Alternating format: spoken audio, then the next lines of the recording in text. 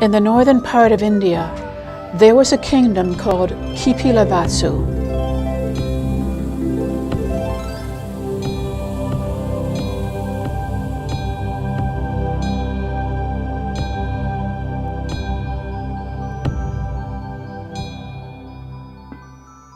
Kapilavastu was located on the southern rim of the Himalayas. The kingdom was ruled by King Suddhodana of the Sakya clan. Queen Maya was his wife.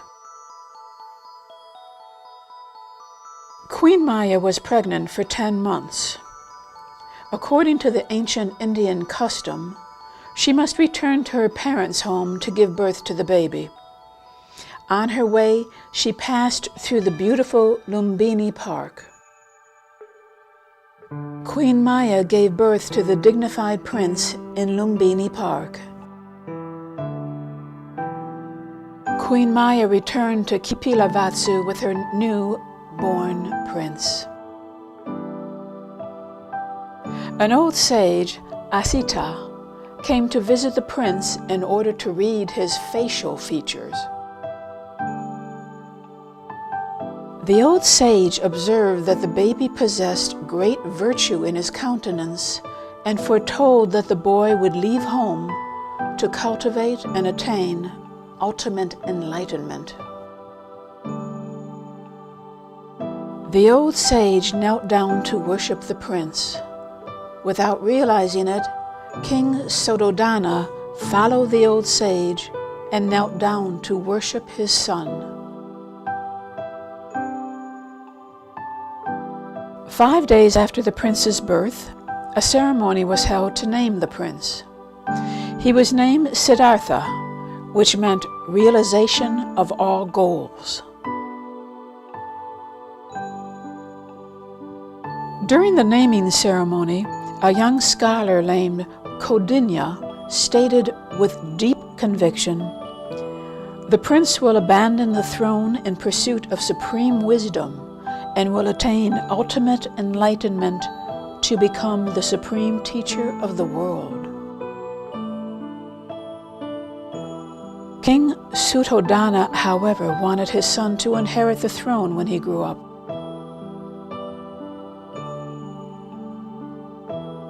On the 7th day after the prince's birth, Queen Maya died of illness, which saddened everyone in the kingdom.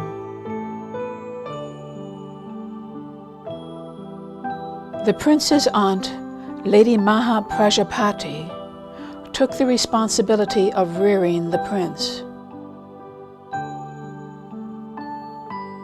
When the prince turned 8, the king hired all the best teachers in the land to educate him.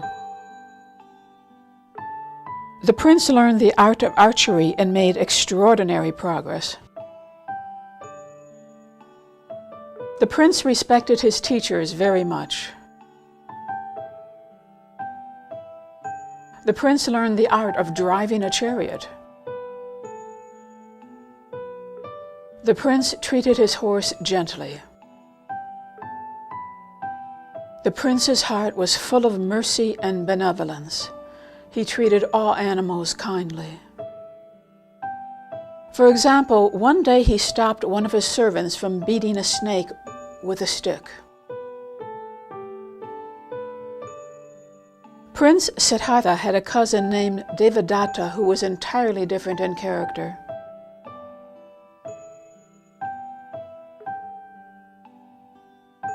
One day, Devadatta shot down a flying swan. Prince Siddhartha rushed over to rescue the wounded bird.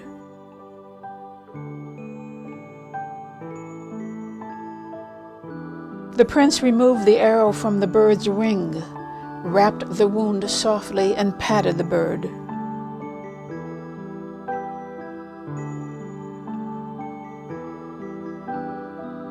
Devadatta was angry and tried to grab the bird from the prince's hands, but Prince Siddhartha stopped him and said, "While the swan is still alive, it belongs to the person who rescued it."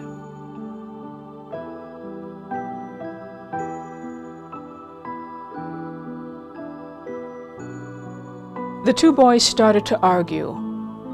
Scholars were invited to settle the argument in a conference. However, each scholar had a different opinion.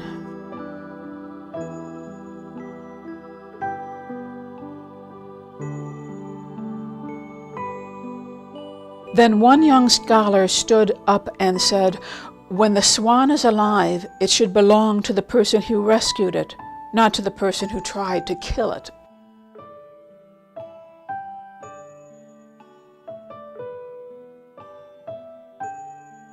Siddhartha carefully nursed the swan until its wound completely healed. Then he let it fly away.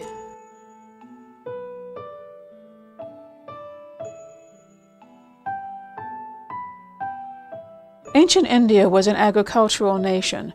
People considered tilling the land and producing food grains most important.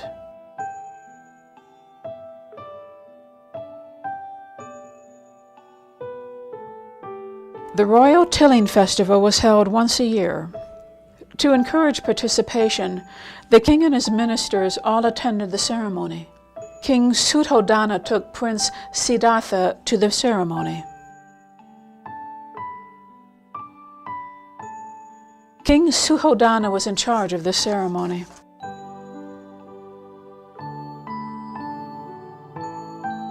After the ceremony, everybody enjoyed a delightful feast, but the prince sat under a tree in deep meditation.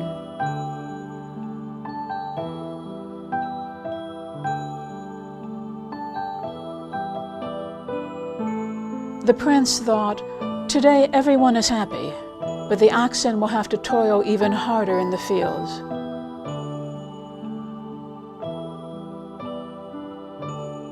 When the prince noticed that all stronger animals prey on weaker animals, his heart was filled with compassion for all weaker animals. The prince meditated on how humans and all other beings indeed lived in great pain. After the royal tilling festival, King Suddhodana took the prince back to the palace.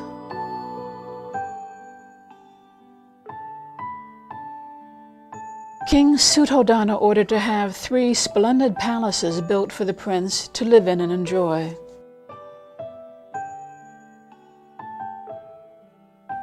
The 3 palaces were built for the prince to live in for 3 different seasons: the winter, the summer, and the rainy season.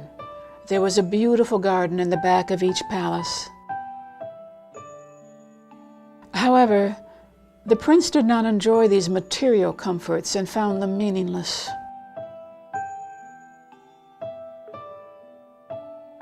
King Suddhodana held a meeting with his ministers and decided to choose a beautiful girl as the prince's wife.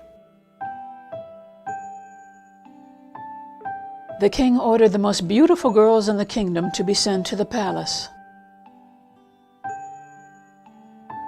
Each of the beautiful girls walked individually in front of the prince. Each girl received a present from the prince when passing by him.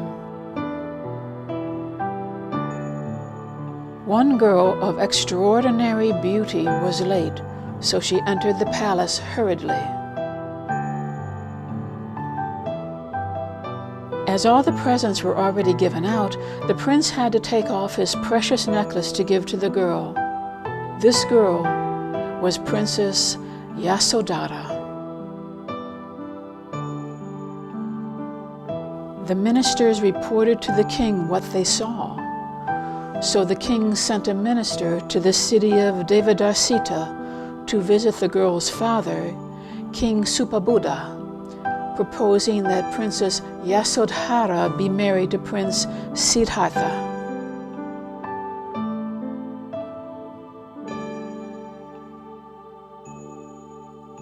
According to the Sakya clan's custom, when a prince is about to marry, he must invite all the brave young men in the county to participate in various contests.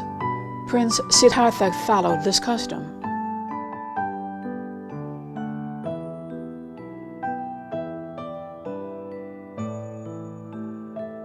In the archery contest, the prince shot farther than all the other contestants. In the swordsmanship contest, the prince was also the honorable winner.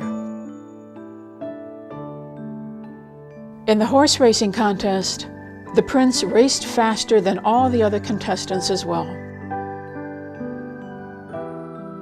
As some of the contestants refused to accept the outcome of the contest, all of them were ordered to ride a fierce black horse.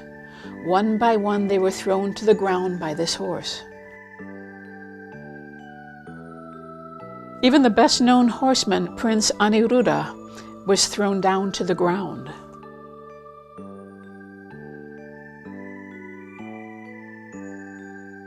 When it was Prince Siddhartha's turn, he approached the horse and gently patted the animal, rubbing its nose and murmuring a few words into its ears.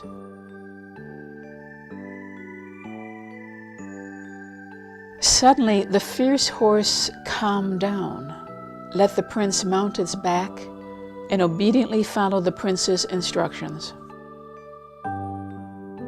Everyone concurred that Prince Siddhartha was the best among all the contestants, and King Supabuddha agreed to marry his beautiful daughter to Prince Siddhartha. King Suddhodana was in charge of the wedding ceremony. The king ordered the girls who excelled at singing and dancing to live in the palace and keep the prince entertained. The king also ordered the construction of high walls around the palace to prevent the prince from leaving the palace grounds. But the prince was not happy inside the palace. He was eager to see the outside world.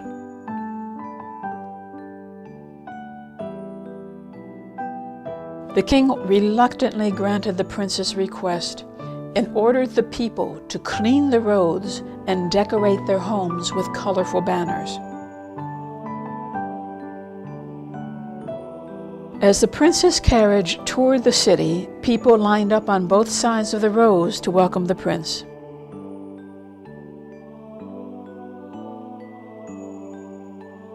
All of a sudden, an old hunchback appeared in front of the prince's carriage. Before anyone could stop the old man, the prince had already seen him. The prince was appalled at the sight of the old man's appearance. Chandaka, the prince's servant, told the prince, "After living long enough, a person will become old and feeble." The prince realized that all of his family and he himself would become old and feeble when the time came.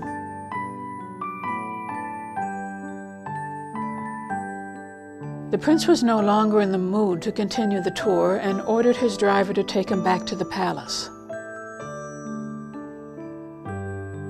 Back at the palace, the prince meditated every day on how to avoid becoming old and feeble.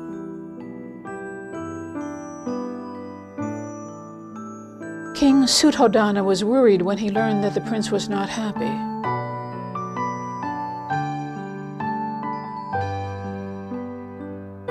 The prince asked for permission from his father to go outside the palace grounds again.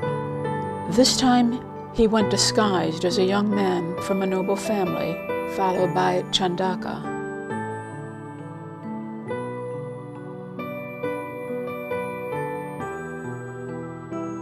The prince saw people at work. Some blacksmiths were making different kinds of tools.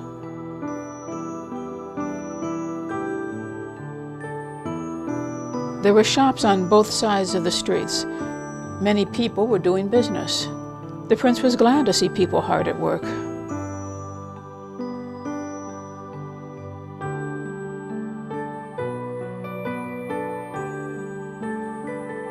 Suddenly, the prince heard a moan from the roadside.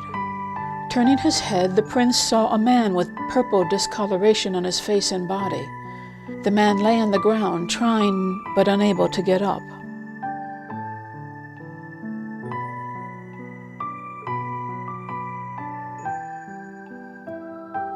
A compassionate and merciful person The prince rushed over to help the sick person sit up to alleviate his pain.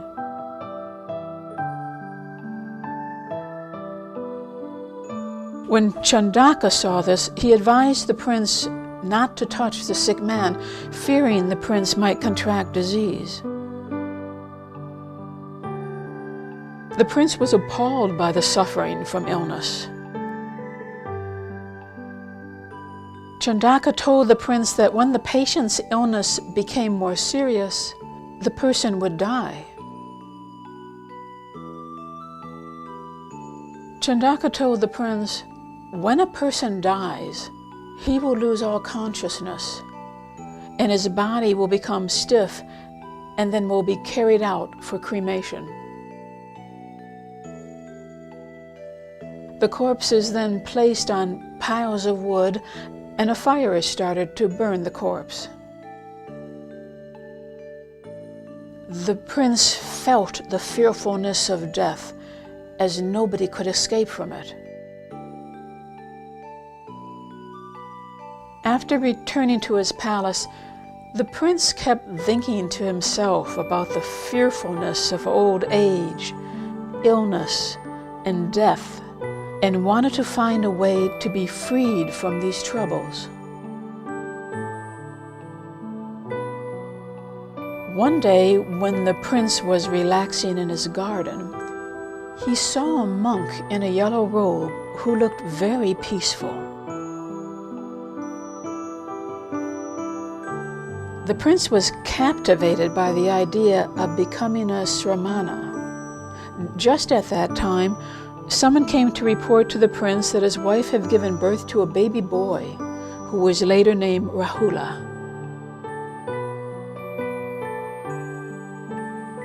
To keep the prince happy, King Suhodana ordered more beautiful girls to sing and dance for the prince's pleasure.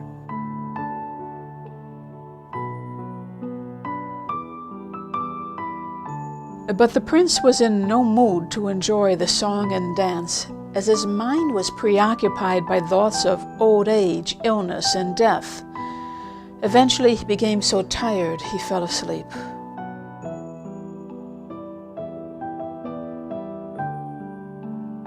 The girls also stopped singing and dancing and lay down to rest. When the prince awoke, he noticed the girls no longer appeared beautiful while sleeping. The prince decided to break away from all confinements and leave home to seek the ultimate truth.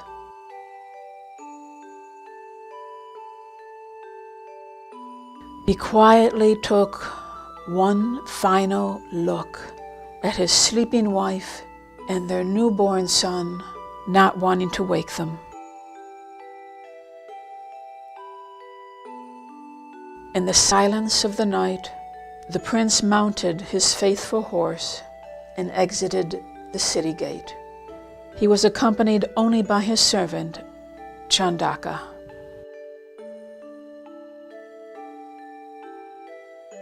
Upon arriving at the Anuma River, the prince dismounted his horse and slashed short his long hair with his sword. He ordered Chandaka to take his horse and his clothes back to the palace and report to his father. At age 29, the prince had left home in search of the ultimate truth.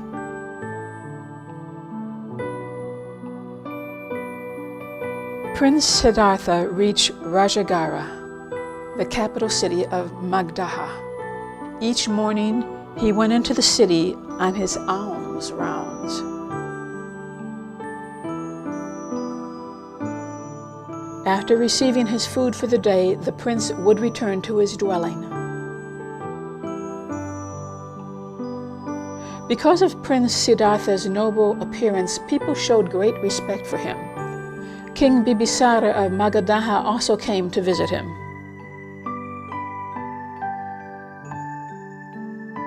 One day, Prince Siddhartha saw shepherds driving large flocks of sheep into the city of Rajagaha.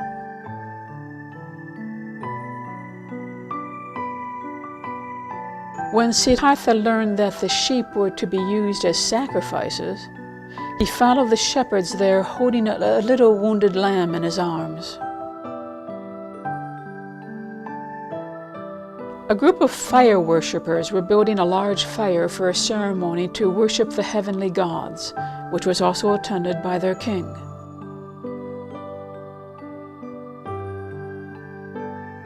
When the ceremony leader raised his knife to kill the sheep, Siddhartha immediately walked up to stop him.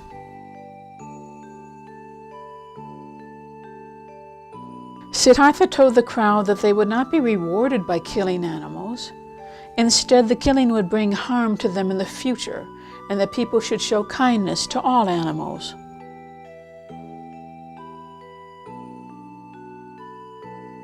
The king and the fire worshippers took Siddhartha's words to heart and abandoned their plan of killing the animals.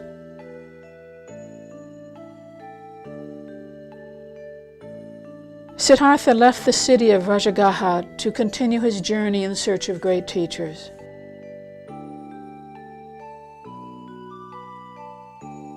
Siddhartha studied diligently with Arada Kalama, a sage of great learning and great virtue, and soon became as knowledgeable as his teacher.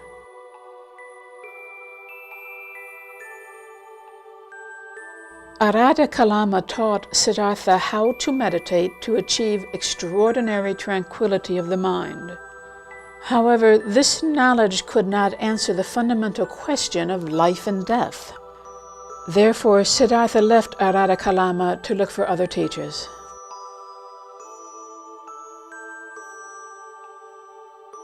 Siddhartha studied with another sage, Udraka Ramaputra, and again he quickly became as knowledgeable as his teacher. Udraka Ramaputra taught Siddhartha how to silence his mind in order to become completely detached from all things, ideas, and feelings. Nevertheless, this knowledge still could not solve the problem of life and death.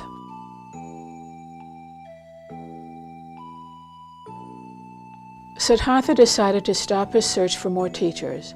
Instead, he headed to Kaya Mountain, where there lived many Salamanas of various cults who left their families to practice asceticism. They believed that through the practice of asceticism in this life, one would be able to obtain happiness or be reborn in heavenly realms in the next life. These Sramanas were gradually reduced to skin and bones as a result of decreasing their daily food intake. Siddhartha chose a scenic and quiet place at Uruvilva and stayed there to practice austere asceticism. There were 5 Sramanas who had followed Siddhartha and became his attendants. They joined Siddhartha in his practice of austere asceticism. Eventually, they would be known as the 5 bhikshus. Siddhartha practiced austere asceticism diligently. He started fasting and became so thin that his bones were clearly visible. One day he fainted from exhaustion and weakness. Just then a shepherd boy passed by. After drinking the milk offered by the shepherd boy, Siddhartha came to. One evening the prince heard a group of girls singing, "When the strings are too loose, the lute will not make any sound. But when the strings are too tight, they will break. Only when the strings are not too loose nor too tight will the lute produce wonderful music."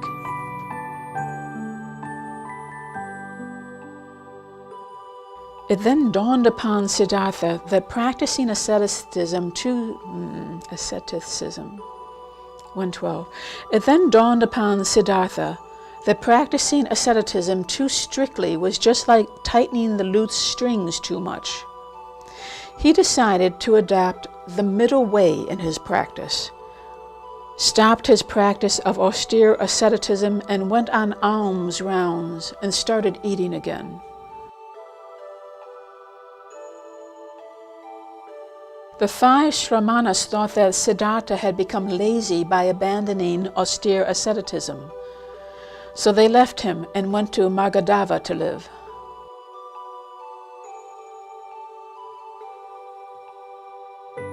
Siddhartha received an offering of rice porridge from a village girl named Sujata. He also received an offering of a bundle of straw from a straw peddler.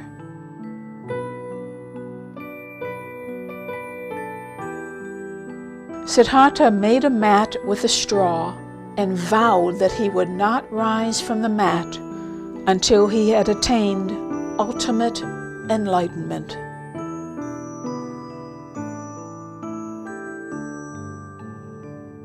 He then focused on this goal in his meditation.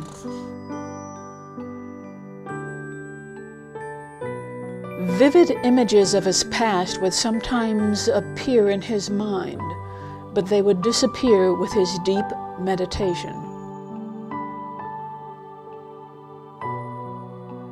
Siddhartha eventually acquired the ability to be aware of all his previous lives, see all things, and know their future rebirths. He thus came to realize that the unceasing cycle of death and rebirth of all beings was solely a manifestation of one's karma, that good causes led to good results and bad causes led to bad results.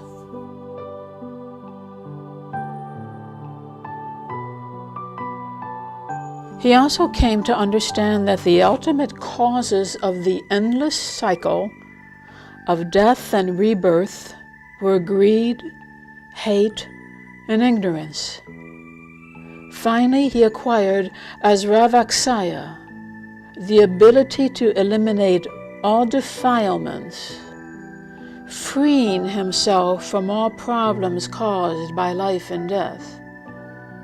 At the age of 35, Siddhartha had attained supreme enlightenment and become the Buddha.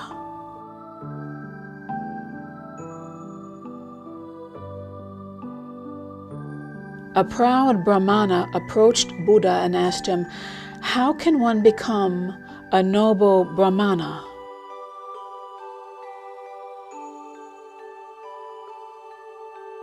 Buddha replied, "In order to become a noble Brahmana, one has to abandon all evil, set aside his pride, pursue extensive learning, and practice pure living." 2 merchants passed by Buddha. Seeing his calm and dignified appearance, they reverently offered him exquisite food and requested that Buddha accept them as his disciples. In his observation, Buddha found that most people had strong desires by nature, and few had little desire. The latter were more suited for practicing the Dharma, just as it was easier for lotus flowers that grew above water to receive sunshine. Because his heart was filled with mercy and benevolence, Buddha decided to propagate the Dharma, starting from the 5 Shramanas. When the 5 Shramanas saw the Buddha approaching them from a distance, they plotted amongst themselves not to greet him. But when the Buddha walked closer, they witnessed his incomparably noble and brilliant manner, and without realizing it, they walked up to greet him. Buddha explained to the 5 Shramanas the way by which he had attained enlightenment, transcending birth and death. The 5 disciples were still doubtful, wondering how the Buddha could possibly claim to have obtained enlightenment after abandoning his practice of austere asceticism. Buddha taught the 5 Sramanas the Dharma Kakra Parvatana Sutra, and they became the first Buddhist bhiksus. One day, the son of a rich family in Margadava by the name of Yasos came to see the Buddha and asked the Buddha to let him become a monk. Yasa's entire family took refuge in the Buddha Dharma, and more than 50 of his friends also became Buddhist bhiksus. Buddha now had 60 bhiksus. He sent them out to propagate the Buddha Dharma in other lands.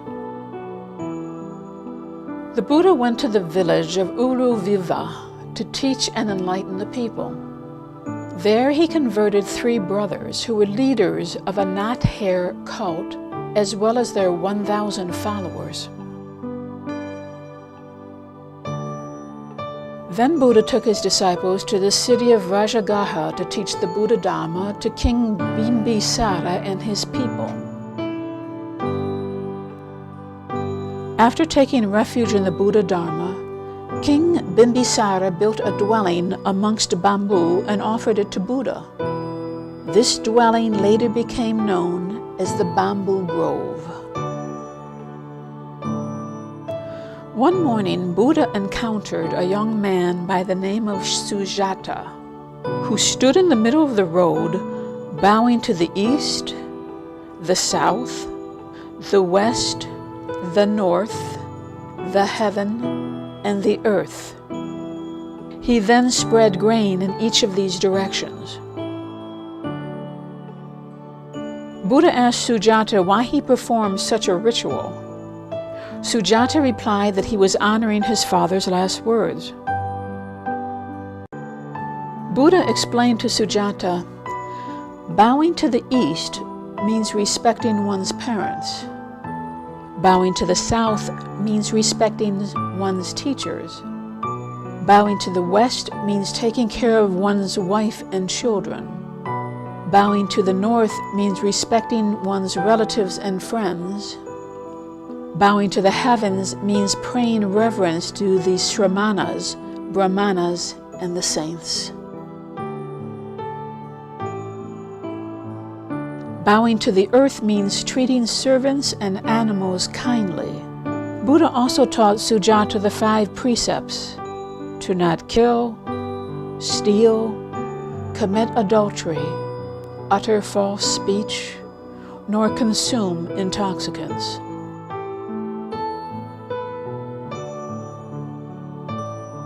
Buddha also taught Sujata to work hard, not to be greedy, and to use his wealth wisely. In Rajagaha, there lived a leader of a well-known heretical group. The leader's name was Samjayan Veliraitiputra. He had about 200 pupils, and among them Upatisaya and Kolita were the most accomplished in their studies. One morning, Upatisaya saw a Sramana holding out his alms bowl for food. Upatisaya was amazed by the Sramana's dignified and peaceful manner. Upatisaya followed the Sramana. The Sramana told Upatisaya that he had left home to follow the Buddha.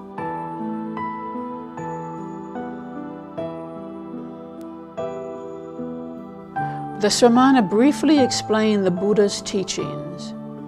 All things arise from causes and conditions. All things vanish because of causes and conditions. The Buddha always teaches so. Upon hearing these words, Upatisaya felt he had come to a sudden and deep understanding of the Buddha Dharma. Upatisaya then told the Buddha's teachings to his friend Kolita. They both went to see the Buddha, who accepted them as his disciples. Soon they attained ahathood. Because of their extraordinary wisdom and supernatural ability, they became Buddha's two chief disciples. One day, the Buddha's 1,250 Arhat disciples returned to Rajahara from distant lands to attend the Buddha's teachings in Venuvana. Buddha instructed them, do no evil, cultivate good, and purify your mind. This is the teaching of all Buddhas. These words of the Buddha later became known as the Pratimokkha instructions in the history of Buddhism.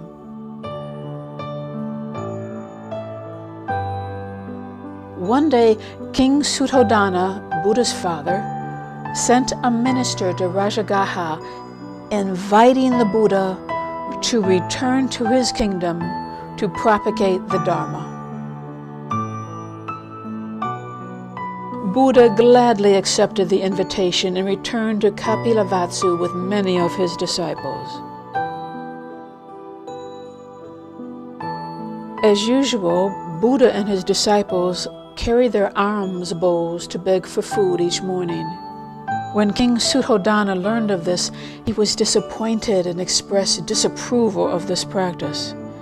In the king's mind, begging for food was a disgrace to the royal throne. King Suddhodana went to see Buddha in his carriage and criticized the Buddha's practice.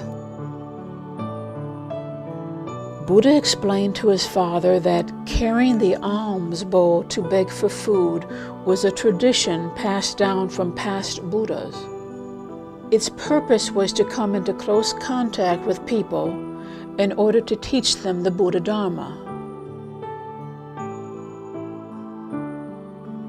Upon hearing his son's explanation, King Suddhodana understood, and the king himself took the bowl from Buddha to beg for food.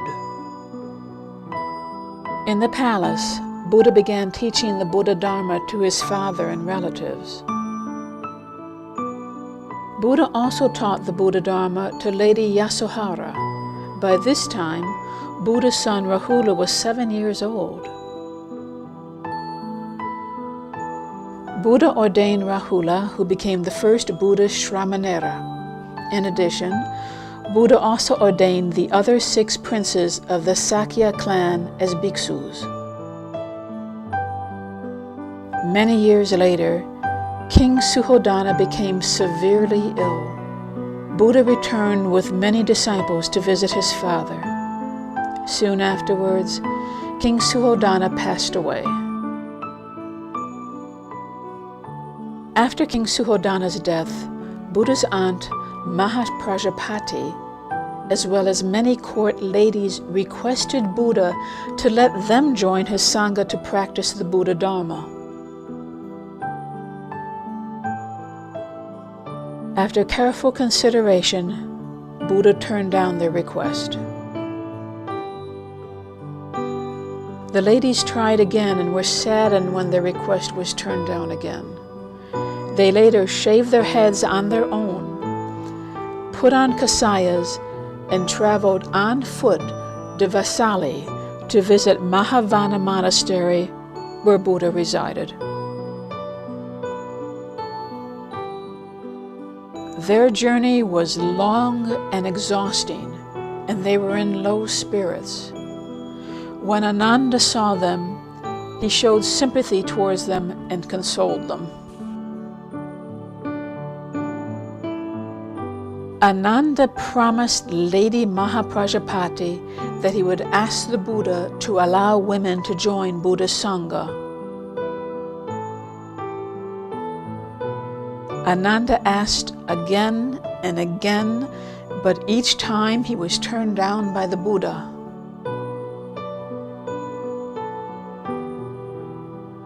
Ananda reminded Buddha that he was brought up by Lady Prajapati. To show gratitude to Lady Prajapati, Ananda suggested that Buddha allow females to join the Sangha.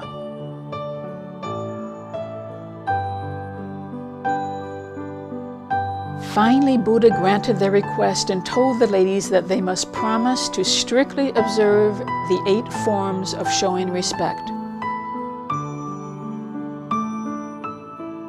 Lady Mahaprajapati was overjoyed with the Buddha's permission and promised she would strictly observe the 8 forms of showing respect.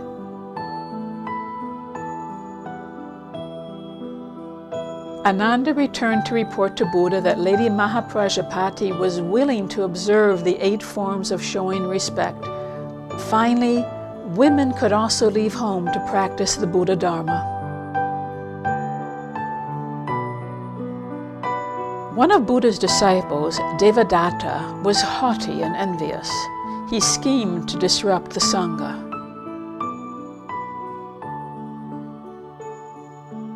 He found an ally in Ajatasattu, the crown prince of King Bimbisara, who supported him and built a temple for him. Devadatta asked Buddha to allow him to establish a new Sangha and be the leader of the new Sangha. The Buddha knew of Devadatta's intentions and turned down his request. Deviously, Devadatta suggested Prince Ajatasattu arrest his king father, imprison him, and starve him to death, so Ajatasattu could become king. After Ajatasattu became king, Devadatta plotted against Buddha's life. He suggested the king hire skillful archers to shoot Buddha. But when the archers came upon Buddha's residence and saw the peace, kindness, solemnity, and reverence in Buddha's manner, they changed their minds and became Buddha's disciples instead. One day when Buddha was walking by the foot of the mountain, Devadatta pushed a boulder down from where he hid on the mountain, intending to kill the Buddha. But the boulder missed Buddha entirely, and Buddha was not harmed. Devadatta set loose a wild elephant in an attempt to have the animal crush Buddha. But when the huge elephant approached, it was tamed by Buddha's enormous compassion and did not harm Buddha. Having failed in many attempts to take Buddha's life, Devadatta continued trying to disrupt the Sangha. He asked Buddha to enforce a more stringent code of conduct for bhikshus, such as not allowing them to eat meat and requiring them to sleep under trees.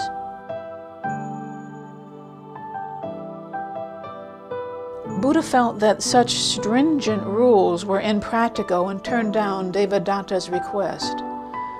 Buddha also warned Devadatta to stop disrupting the Sangha.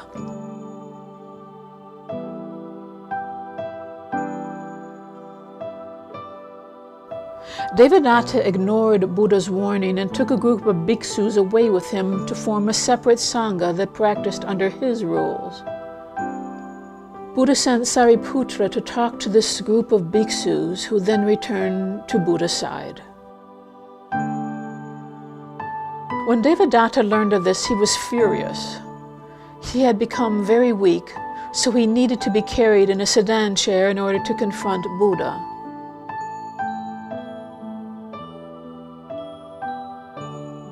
Some suggested that Buddha not receive Devadatta, but Buddha told them not to worry, as Devadatta could do no harm to the Buddha.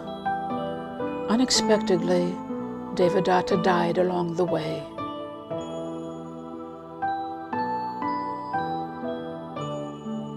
There were many kingdoms in ancient India. The Buddha taught the Dharma for 45 years. He always traveled on foot and never used vehicles of any kind. Every morning, Buddha would go out on alms rounds in the neighborhoods, rich and poor.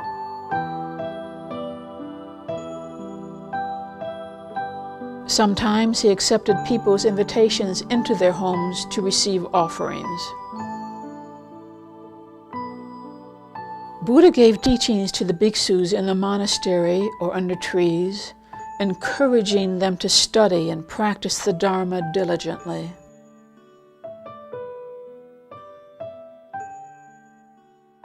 Sometimes the bhikshus would not understand Buddha's teachings immediately, so Buddha would patiently repeat or explain his teachings. Wherever he resided, Buddha would give Dharma talks to the people nearby, rich and poor, learned and ignorant. Some people would bring offerings to the Buddha.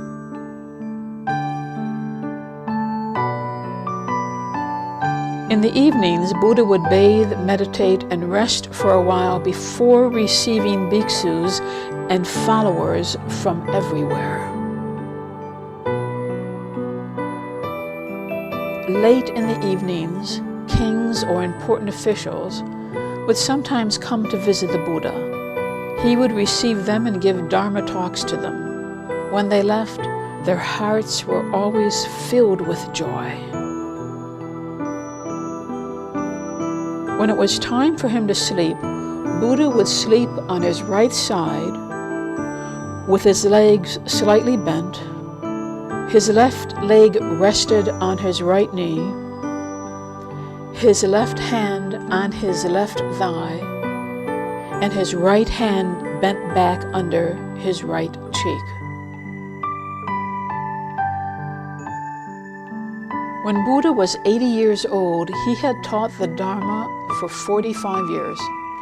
He continued to teach tirelessly to people from all walks of life, rich and poor, learned and ignorant.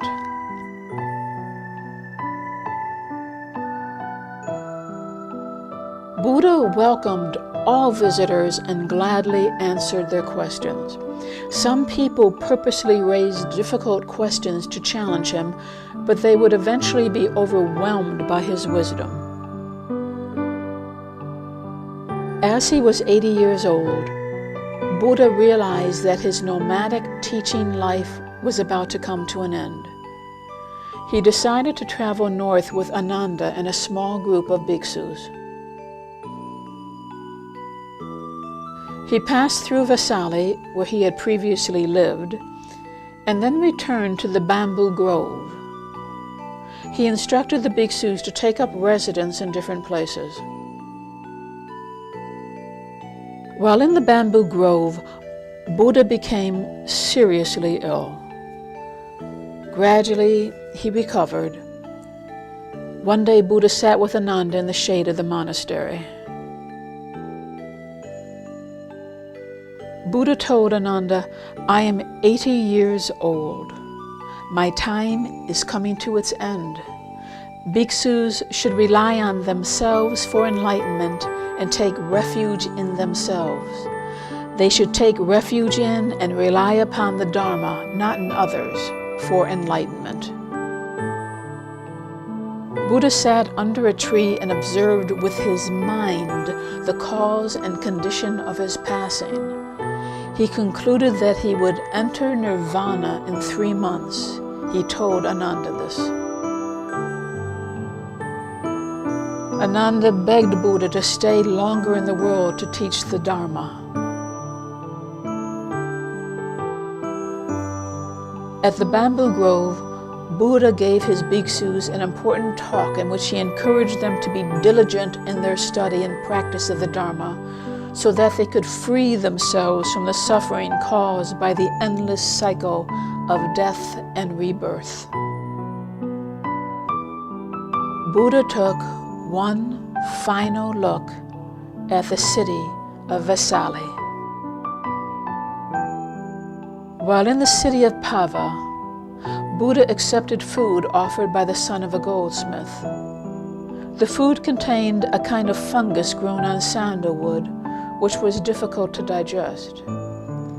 After Buddha ate this, his previous illness flared up even worse than before, yet he still continued upon his journey. On his way, Buddha met a prince of the Malda clan. Buddha gave Dharma talks to him, and the prince offered Buddha and Ananda 2 rolls of fine gold-colored fabric.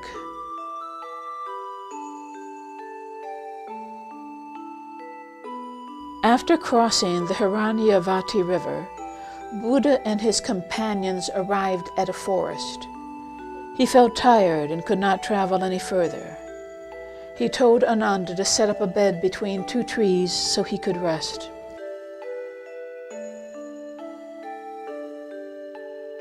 Knowing that Buddha was about to die, Ananda was overcome with sadness and walked away. He could not help but weep to himself. Opening his eyes, Buddha could not find Ananda, and he knew that Ananda was grieving. He sent for Ananda to return to his side.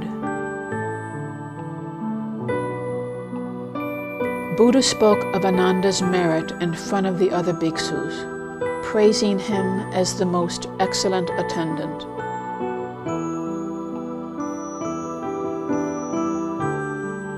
Ananda asked Buddha to consider choosing a larger city to enter nirvana, as there would be many more powerful disciples to help with the arrangement of his holy remains. But Buddha assured Ananda this was not necessary.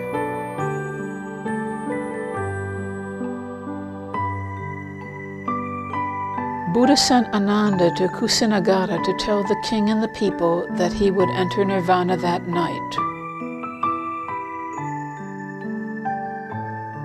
When the king and the people of Kusinagara learned that Buddha was about to enter nirvana, they went to visit Buddha, hearts filled with sorrow.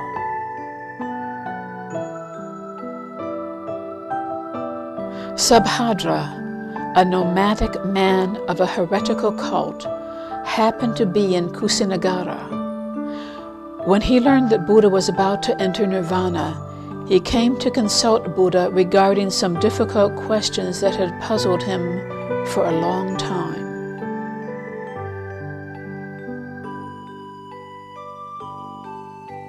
Because Buddha was very ill, Ananda turned down Subhadra's request.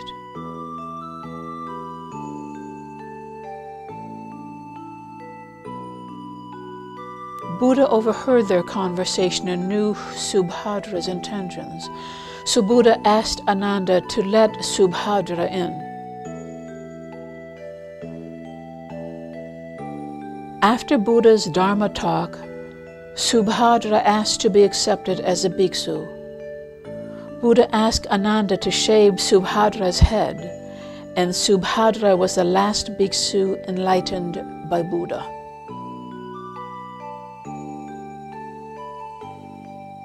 Buddha gave the bhiksus one last chance to ask questions, but no one had any doubts about the Buddha Dharma.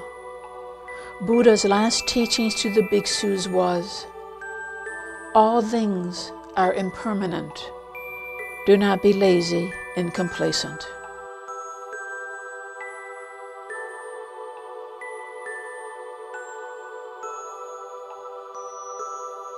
Finally, the Buddha entered the Mahaparinirvana in the late night of the full moon day of May. A brilliant lamp of the world was extinguished, but the Buddha's great teachings will live on forever.